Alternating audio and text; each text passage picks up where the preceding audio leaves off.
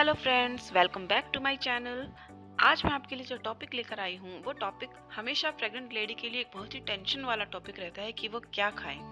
उससे पहले मैं आपको बता देती हूँ कि अगर आपको बच्चों से जुड़ी या प्रेग्नेंट लेडी से जुड़ी किसी भी समस्या का समाधान चाहिए तो आप मेरे चैनल को सब्सक्राइब कर लीजिए। मेरे चैनल पर मैं बहुत ही अच्छी वीडियोज़ अपलोड करती हूँ और बगल में जो बेल आइकन है उसको भी प्रेस कर दीजिए ताकि मैं जो भी वीडियो बनाऊं उसका नोटिफिकेशन आप तक पहुंच जाए। ठीक है, चलिए चलते हैं टॉपिक की तरफ। आप लोगों में से बहुत सी महिलाएं प्रेगनेंसी के दौरान डाइट को लेकर बहुत चिंतित रहती है कि उनको लगता है कि कहीं गर्भ में उनके बच्चे को कम पोषण ना मिल रहा हो या हमारा स्वास्थ्य खराब होने से बच्चे के स्वास्थ्य पर कोई असर ना हो रहा हो, और होनी भी चाहिए इतनी टेंशन। तो चलिए आज मैं आपकी चिंता को खत्म कर देती हूँ। आज जो मैं आपको डाइट चार्ट बताने वाली हूँ, आप उस डाइट चार्ट को फॉलो करेंगे तो आप और आपका बच्चा दोनों स्वस्थ रहेंगे। तो चलिए चलते हैं टॉपिक की तरफ। सबसे पहले तो हम बिल्कुल मॉर्निंग की बात कर लेते हैं कि हम सबसे पहले उठे तो हमको खाली पेट क्या खाना चाहिए। हमको खाली पेट खाना चाहिए थोड़ी सी मिश्री और नारियल का पानी। इससे क्या होगा, आपका बच्चा स्वस्थ भी पैदा होगा और गोरा भी होगा। ठीक है, अब उसके बाद में हम डाइट की बात कर लेते हैं। सबसे ध्यान रखने वाली बात यह है कि हमको ओवर डाइट नहीं करना है। हमको वेट इतना ज़्यादा नहीं बढ़ाना कि हम खाए जा रहे हैं और हमारा वेट बढ़े जा रहा है। मैं आपको बता देती हूँ कि अगर आपका वेट एवरेज है तो आपको वेट गेन करना है सिर्फ 10 to 12 kg, 10 से 12 kg ही आपका वेट बढ़ना चाहिए। और अगर आप अंडर वेट हैं तो आपको 13 to 14 kg वेट इंक्रीज करना है, मतलब कि आपको सिर्फ 13 से 14 किलो वजन ही आपका बढ़ना चाहिए।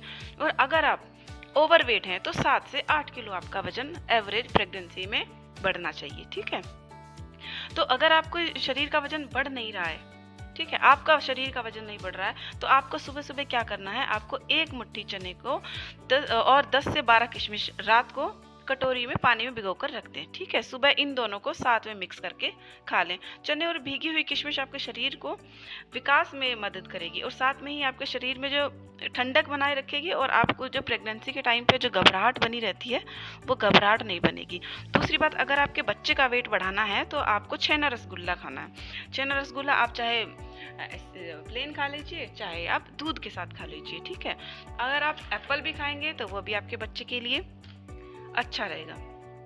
प्रेगनेंसी में सबसे बड़ा इम्पॉर्टेंट बात यह है कि प्रेगनेंसी में एक मिथ रहता है कि आपको 2 ही बनाना खाने हैं तो ही आपकी प्रेगनेंसी अच्छी होगी। ये बिल्कुल सही बात नहीं है, ये एक मिथ है जो कि ऐसे ही बनाई गई बात है।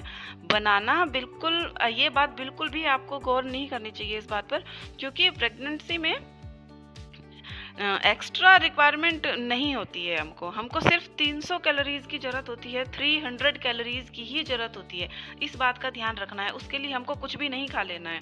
हमको पता होना चाहिए कि हमारे खाने में कितने कार्बोहाइड्रेट्स होने चाहिए, कितने प्रोटीन, फैट, मिनरल्स, विटामिन होने चाहिए। ठीक है, तो मैं आपको बताती हूँ कार्बोहाइड्रेट्स के लिए आपको 60% जो कार्बोहाइड्रेट्स की ज़रूरत पड़ती है प्रेग्नेंट लेडी को, तो उसके लिए हमको चावल, रोटी, ओट्स, दलिया, ये सब खाना है। इनमें कार्बोहाइड्रेट्स होते हैं। ठीक है, प्रोटीन के लिए हमको क्या खाना है, दाल खाइए, पनीर लीजिए, न्यूट्री नगेट्स लीजिए, एग में प्रोटीन सबसे ज़्यादा होता है। तो अगर आप नॉन वेजिटेरियन नहीं हैं